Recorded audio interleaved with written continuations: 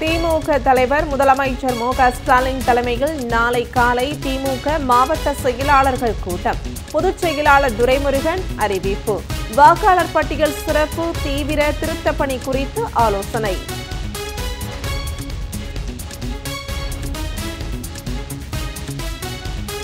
பீகாரில் வாக்குப்பதிவு இயந்திரங்கள் வைக்கப்பட்டுள்ள அறைகளில் செயல்படாத சிசிடிவி கேமராக்கள். தேர்தல் ஆணையத்தில் புகார் அளித்தும் எந்த நடவடிக்கையும் எடுக்கவில்லை என ஆர்ஜேடி குற்றச்சாட்டு.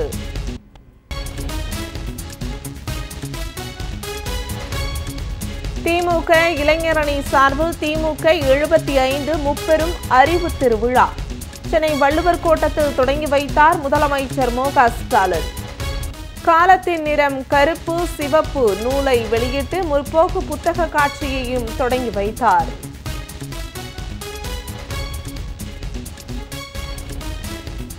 அறிவு திருவிழாவை தாம் நினைத்ததை விட மிகச் சிறப்பாக ஏற்பாடு செய்திருக்கிறார் துணை முதலமைச்சர் உதயநிதி ஸ்டாலின். முதலமைச்சர் மு க ஸ்டாலின் பாராட்டு. அறிவு திருவிழாவை திமுக இளைஞர் அணி ஆண்டுதோறும் நடத்திட வேண்டும் என்றும் வேண்டுகோள்.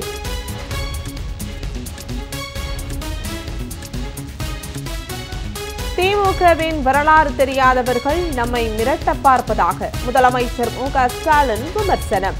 தேர்தல் ஆணையம் மூலம் திருட்டு வழியில் திமுகவை வீழ்த்த முயற்சிப்பதாகவும் குற்றச்சாட்டு. திமுகவை போன்ற இயக்கம் இனி இந்த மண்ணில் தோன்ற முடியாது என்றும் உறுதி.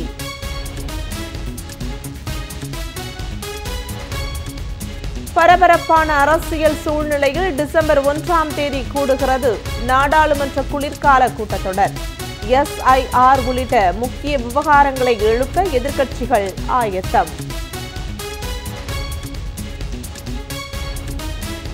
வைகை அணையில் இருந்து பாசனத்திற்காக வினாடிக்கு 700 கன அடி தண்ணீர் திறப்பு. கரையோர பகுதி மக்களுக்கு வெள்ள அபாய எச்சரிக்கை.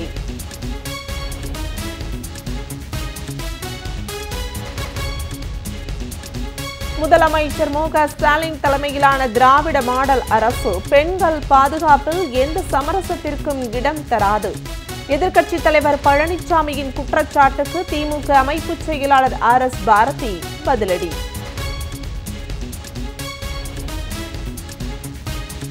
₹14 கோடி மோசடி வழக்கில் நாசிக்கைச் சேர்ந்த பெண் சாமியார் கைது.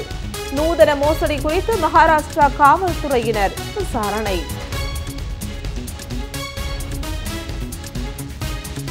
ஆபரண தங்கத்தின் விலை சவரனுக்கு ₹240 உயர்வு. சென்னையில் ஒரு சவரன் தங்கம் ₹90,400 விற்பனை.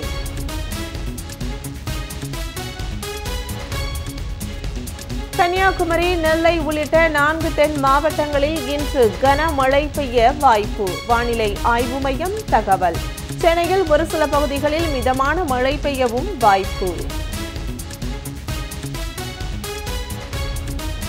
ஜெர்மனியில் வேலைப்பளுவை குறைக்க 10 நோயாளிகளை விஷ ஊசி போட்டு கொன்ற செவிலியர். ஆயுள் தண்டனை விதித்து நீதிமன்றம் உத்தரவு.